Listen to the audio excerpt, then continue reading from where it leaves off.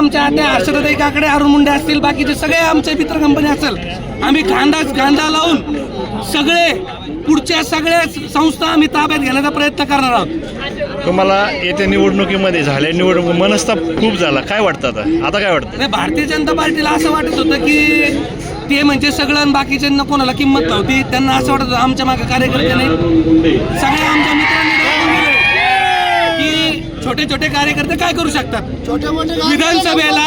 विधानसभेला मला कुणावर टीका करायची नाही. विधानसभेला आम्ही रक्ताचं पाणी करून त्यांना निवडून आणलेलं आणि त्यांनी आम्हाला ऐन रस्त्यात आणून सोडलं. पण आमच्या पाठीशी देव उभा होता. आमचे सन्माननीय उपमुख्यमंत्री एकनाथ शिंदे साहेब उभे होते. त्यांच्यामुळे हा विजय झालेला आहे.